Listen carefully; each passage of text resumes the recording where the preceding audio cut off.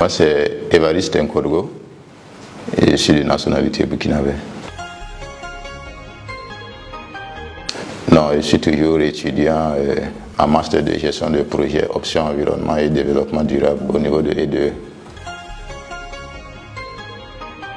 Je dirais que j'ai choisi E2E après plusieurs années d'hésitation. Voilà, parce que je sentais la nécessité de poursuivre les études académiques. Voilà. Mais parallèlement avec les occupations professionnelles, ça faisait que c'était un peu compliqué. Voilà, parce que je bouge beaucoup dans le cadre professionnel. Donc ça fait qu'avec les instituts, voilà, qui exigent la présence de l'étudiant, il m'était vraiment difficile, voire impossible, voilà, de poursuivre mes études avec ces institutions-là. Donc j'ai eu vent de E2E et après plusieurs investigations, que ce soit en ligne et même avec d'autres collaborateurs, voilà, j'ai finalement décidé de m'embarquer avec eux. L'enseignement est de qualité, c'est des cours en ligne certes, mais qui n'ont rien à envier aux cours présentiels. Au début, j'hésitais, comme je le disais tantôt, mais au fur et à mesure qu'on avançait dans les différents modules, j'ai finalement compris que j'ai perdu du temps. Parce que, certes, c'est en ligne, mais on a toutes les occasions possibles d'interagir avec nos encadreurs, avec les professeurs. C'est comme si tu étais en présentiel. Et le mieux encore, c'est quoi? C'est que tu as la possibilité d'adapter ton programme, d'adapter ta disponibilité en fonction des cours.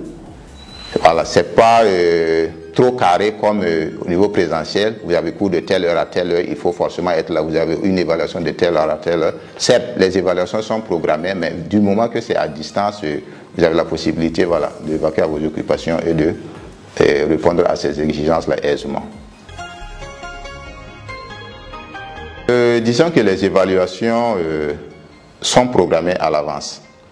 Mais avant, on vous fournit les modules du cours.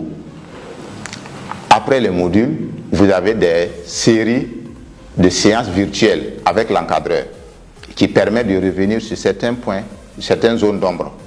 Et à l'issue de cela, maintenant, l'évaluation est programmée et on vous donne l'heure à laquelle vous aurez accès au sujet. Voilà, et à cette heure, vous vous connectez, vous avez l'heure du début, vous avez l'heure de la fin. Vous vous connectez, vous traitez les sujets, vous envoyez avant l'heure de la fin. C'est typiquement ce qui se fait. Ouais, je dirais beaucoup. Ça a beaucoup contribué.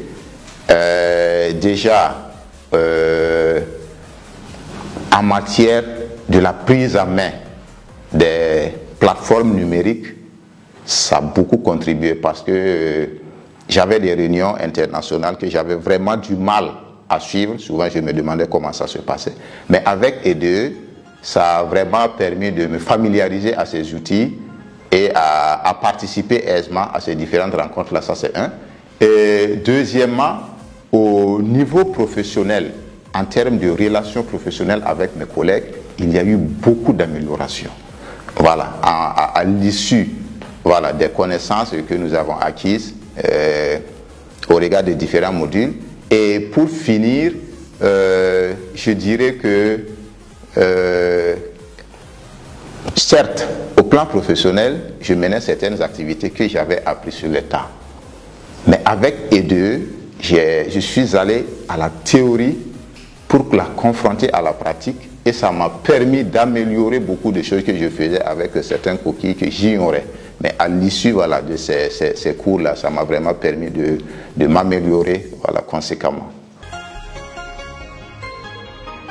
Ouais, beaucoup. Je vous ai dit que j'ai beaucoup hésité avant de m'embarquer. Voilà, parce que pour moi, une formation en ligne, ça n'avait pas de portée, ça n'avait pas d'impact. Voilà, donc j'ai beaucoup hésité. Mais finalement, quand je suis allé, j'ai compris que j'ai perdu inutilement du temps. Voilà, parce que c'est pratiquement la même chose. À l'issue de tout ce que je viens de dire sur EDE, si j'ai dit que je ne recommande pas EDE à mes connaissances, ça serait de l'hypocrisie. Et comme je proscris cela, il est de bon ton que j'invite mes collaborateurs, mes collègues qui sont toujours hésitants à quitter la procrastination parce que c'est du temps qu'ils sont en train de perdre inutilement. Voilà. Avec EDE, nous avons la capacité de concilier les relations ou disons nos activités professionnelles avec les activités académiques. Voilà, sans que l'un n'impacte sur l'autre. Donc je les invite vraiment à se décider finalement et à emboîter le pas parce que bon, EDE, les cours en ligne n'ont pratiquement rien à envier, voilà, aux cours présentiels.